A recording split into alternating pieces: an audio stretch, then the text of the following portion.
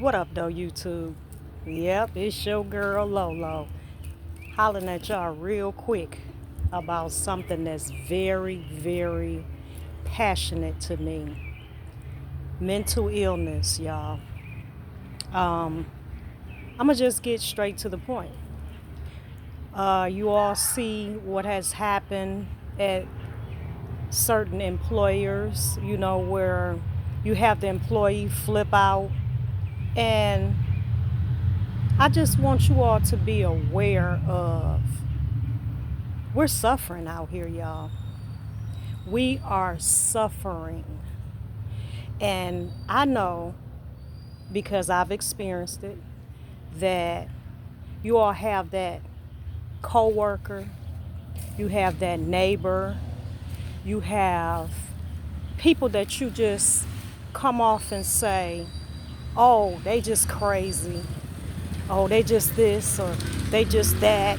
And you kind of, blow it off a little bit. Y'all, schizophrenia is real. Bipolar is real. You understand? It's real. And I've had coworkers where I've said, you can get a check for that, just jokingly, but seriously. And with Donald Trump doing the Medicaid cuts, it's going to get worse. It's only going to get worse because we're ashamed to talk to people about what's going on. And with schizophrenia, my son personally is suffering from it. And there's voices. I work for Gina Payne, Passionate Caring on East Grand Boulevard. Shout out to Gina. She taught us to learn dealing with our schizophrenic patients. She taught us how to learn the good voices and the bad voices. When you hear them, it looks like they're whispering or they're listening to something. They are. It's a voice, and that voice gets angry and ornery and meaner and louder and louder. If you know, you know. If you don't, you can't judge. It's a lot of untreated mental illness out here, y'all. A whole lot of untreated mental illness.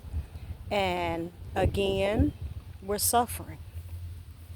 Gina taught us to get inside of their area, in their ear, and talk to them because those voices talks to them and they'll let you know what's going on. I experienced a coworker up at Gina's place that had an episode when I was carrying my 16-year-old. And this thing is real. This thing is real, y'all. Schizophrenic, bipolar is real. And don't just brush me off and say, "Oh, she just crazy." Yeah, yeah, we are. We are sometimes. We are suffering.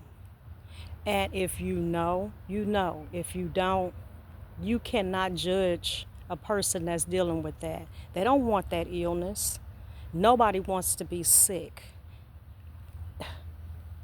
I just came in here real quick to let you all know I'm not condoning what happened at the McDonald's incident, but corporate managers, they're trained. Well, they supposed to be trained to see this type of thing, but we try to put it off as bad attitude, bad behavior. That child was suffering, untreated. She was untreated, and it's like living inside of a prison in your head where the voices control everything, tells you what to do, how to react, and you can't stop them. They're very vindictive and angry.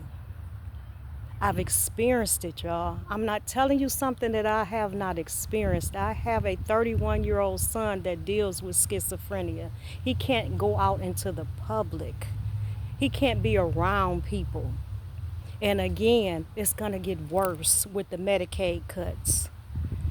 See, who we need to blame is that president that they voted for or didn't vote for. So be careful, y'all. I know sometimes you can treat people nicely, and with this illness, it still can come back and backfire on you. But try to pay attention and be aware of this. And if you're working as managers and you see the signs, say something.